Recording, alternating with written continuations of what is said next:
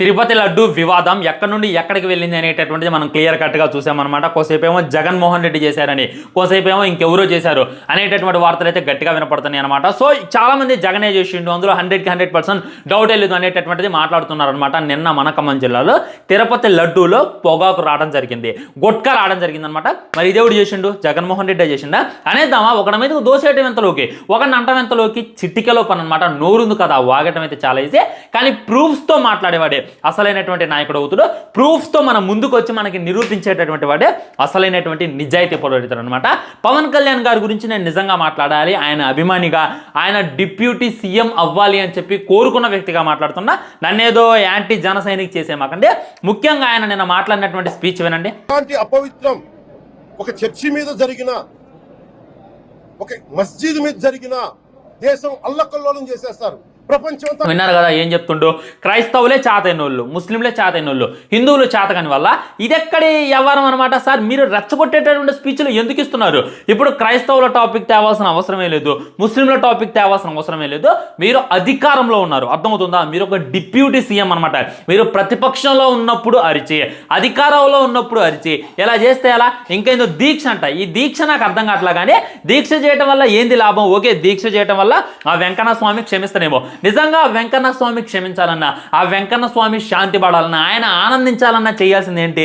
ఈ లడ్డూలో ఎవడు ఈ కొవ్వు కలిపిండు అనేటటువంటిది తెలుసుకోవాలి. తెలుసుకున్న తర్వాత దర్యాప్తు సారించాలి. మనకి చేత కాలేదా పోలీసు వాళ్ళకి అప్పు చెప్పాలి, వాళ్ళకు కూడా చేత కాలేదా సిబిఐకి అప్పు చెప్పాలి. వాళ్ళు ఎవడరా అని చెప్పి దర్యాప్తు చేసి వారంలో వాడిని పట్టుకొని తీసుకొచ్చి బొక్కలో ఎత్తే అంతా కూడా సెట్ అయితే. అదేది చేయకుండా దీక్ష చేయడం ఏంది? దీక్ష చేస్తే వెంకన్న స్వామి సంతోషిస్తాడా?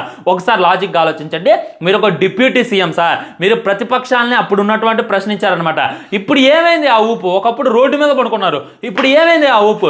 ఇప్పుడు అరిసి అప్పుడు అరిసి ఇంకెప్పుడు మాకు న్యాయం జరిగింది అనేటటువంటిది ఒక్కసారి ఆలోచించాలన్నమాట. ఈ పవన్ కళ్యాణ్ గారి దీక్షని కొంతమంది అటాక్ చేస్తున్నారు, కొంతమంది డిఫెండ్ చేస్తున్నారు, కానీ నేనైతే ఒకటే చెప్పదలుచుకున్నాను, ఆయన ఎంక్వైరీ చేయాలి. ఎంక్వైరీని కానీ పెట్టాలి.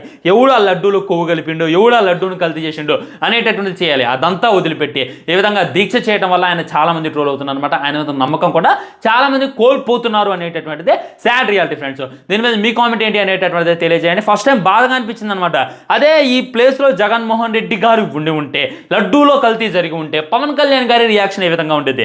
ఈ విధంగానే కూర్చొని దీక్షలు చేసే వల్ల, ఈ విధంగానే కూర్చొని ఆ వెంకన్న స్వామి శాంతించాలని చెప్పి మాట్లాడే వల్ల, అరే నీకు హిందుత్వం గురించి తెలీదు, నీకు ఆ దీక్షల గురించి తెలీదు అని చెప్పి నేను అంటాను. ఓకే నాకు తెలీదు, మరి తెలిసేలా మీరైనా చెప్పండి. దీనికి మీ దగ్గర ఆన్సర్ ఉందా? ఆయన ప్రతిపక్షంలో ఉన్నప్పుడు అదే టాకింగ్ మాట్లాడుతుండో, ఈ అధికారంలో ఉన్నప్పుడు ఈ విధంగానే ప్రశ్నిస్తుండో. ఎవరిని ప్రశ్నిస్తాడో? జగన్మోహన్ రెడ్డిని ప్రశ్నిస్తాడా? టీటీడీని ప్రశ్నిస్తాడా? ఆయన డిప్యూటీ సీఎం, ఆయన దలుచుకుంటే వాడిని పట్టుకోవడం ఎంత అనేటటువంటిది వదిలిపెట్టి అదేందో సినిమాలో చూపించినట్టు మహారాజ్ ఆమరణ నిరాహార దీక్ష చేయడం ఏందో నాకైతే అర్థం కావట్లా. నేను ఒక సాటి ఇదిగా తిరుపతి వెళ్ళేటటువంటి వాడిగా నేనైతే డైరెక్ట్గా అడుగుతున్నా, ఇప్పుడున్నటువంటి టీటీడీనైనా, ఇప్పుడున్నటువంటి టీడీపీనైనా, డిప్యూటీ సీఎం గారినైనా. ఎందుకంటే ఇది 100 కోట్ల హిందువుల మనోభావాలకి సంబంధించినటువంటి విషయం. దీక్షలు చేస్తేనో, అదేందో ఓం నమ శివాయ అంటేనో, ఓం నమో నారాయణాయ అంటేనేమో అయిపోదు. ఆ నిందితుడిని పట్టుకోవాలి. మరి పట్టుకోలేరా? ఎప్పుడు కలా పట్టుకుంటారు అనేటటువంటి ఒక క్లారిటీ మాకు ఇచ్చండి. మేమైతే అన్నీ మూసుకొని కూర్చుంటాం. ఇదైతే నేను జస్ట్ ఆస్కింగ్ అంతే. నేను ఎవరిని తిట్టట్లేదు, ఎవరిని బ్లేమ్ చేయట్లేదు. తర్వాత నన్ను టార్గెట్ చేసి నువ్వు అది ఇది అంటే మాత్రం నేనైతే చేసేది ఏమి ఫ్రెండ్స్, అది మీకు చెప్పదలుచుకుంది. బాయ్. మరి ఛానల్ని సబ్స్క్రైబ్ చేయండి, లైక్ చేయండి, వీరందరికీ వీడియోని షేర్ చేయండి. కొంచెం మాత్రం ముఖ్యంగా అయితే షేర్ చేయండి. చెప్పదలుచుకుంది అది.